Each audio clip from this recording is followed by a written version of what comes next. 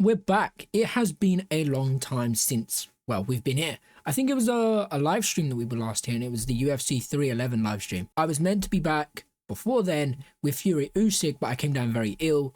I was unable to do it. Disappointed with that.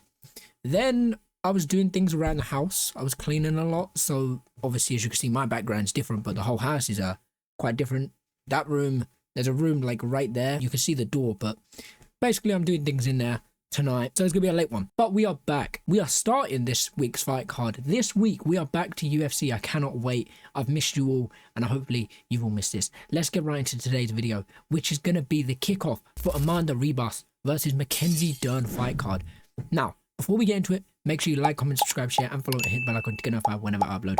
Also, if you don't know what we do here, I stream every Saturday these fight cards. I do watch parties. I don't show the fights because I can't. It's illegal. But I do watch parties. So check in this Saturday for this watch party.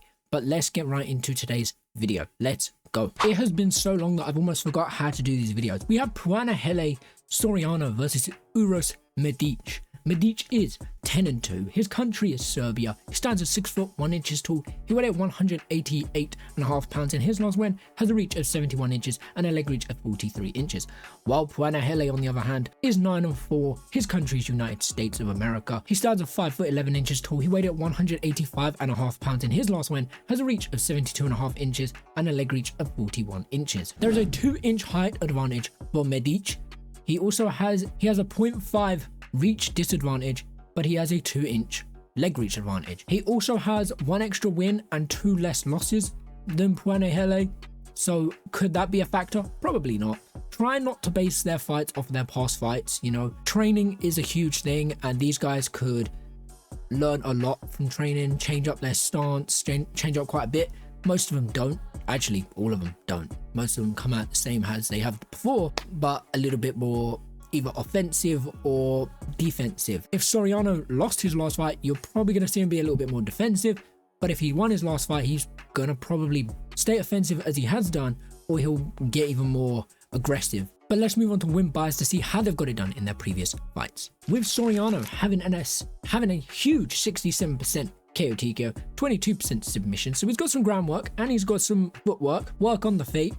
He has an 11% decision, so he can win in all aspects. His average fight time is 10 minutes, and he has a knockdown average of 1. While Uroš Medić, on the other hand, has a whopping 80% KO and TKO, 20% submission, a 0% decision. He has never seen the final buzzer of a fight, and his average fight time is sitting around 6 minutes, with a knockdown average of 3. On the feet, I'm going to say Uroš Medić seems a lot more deadlier, 80% KO TKO, although Soriano isn't too far behind with that one. Medić has a little bit less submissions than Soriano, but he has a higher record. So I'd probably edge it, just a little edge to Soriano. And going to a decision, I will probably give it to Soriano. If it goes to a decision, I believe Soriano would do enough to keep Medić at bay. He won't knock him out, he won't submit him, but he'll keep him enough at bay to win it by a decision. I'm not saying that's how Soriano is going to win, but I'm saying if it does go to a decision, I'm probably going to give it to Soriano, and he'll probably be the one who takes control to win by decision. On the feet, I'm probably going to give it to Medić because look at that knockout.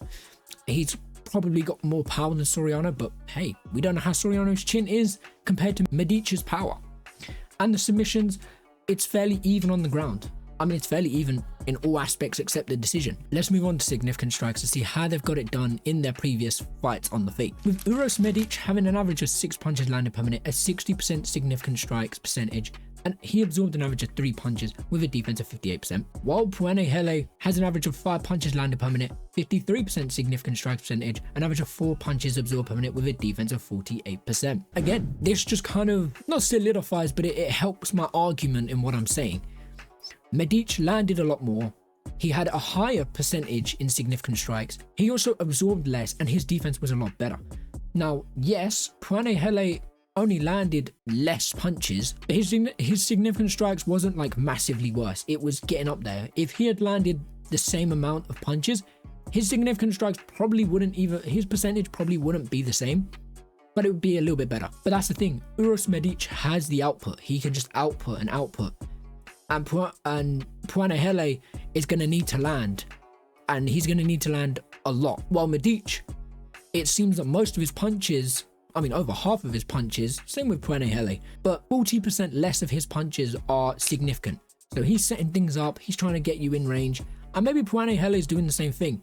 But it's also about how they move. So if someone moves out of range as they throw a really heavy strike, doesn't matter if it's a significant strike or not, it didn't land. So I'd give it Uroš Medić, but Punahele could definitely do some damage. But let's move on to the grappling to see if it does go down or if it go into any form of grappling, who could have a slight edge. With Punahele having an average of 2 takedowns, 56% takedown accuracy, 37% takedown defense with a submission average of 0, while Uroš Medić, on the other hand, has an average of 0 takedowns, 50% takedown accuracy, a takedown defense of 55%, and a submission average of 0. Uroš Medić had a better takedown defense, but his takedown accuracy was almost the same as Punahele, and he had less takedown average. So he attempted less, he got less, but his takedown defense was probably the most significant thing that he did there.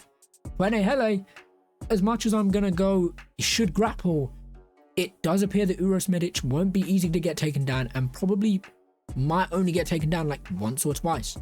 So Punahele is going to have to struggle to get on the inside. I mean, he hasn't really got to struggle. He can use his range to get on the inside and close down that range. It's so much easier to close down range when you have the reach because you're just flicking things out there. If your opponent doesn't realize that how straight your arm goes, then you can just get on the inside and start working. I think Punahele should try and keep a distance. It's not a massive range, but if he can understand how to use that 0.5 range, which is nothing, then he should be all right. He's just got to be very quick with it. He's got to flick something out and step back. He's got to stay out of that range. Uroš Medić needs to cut down, obviously, and get in the inside and work. But I think Punahele is going to have a very tough fight. I think this will be a very tough fight for Punahele. I think he'll get some takedowns. I think he'll get some groundwork and control. But I think Uroš Medić will keep it on the feet most of the fight and probably win via knockout, in my opinion. But that's just my thoughts and my opinions. What do you guys think? Who do you think wins or how do you think win? It's great to be back. I've missed you all and I'll catch you in a bit. Take care and peace.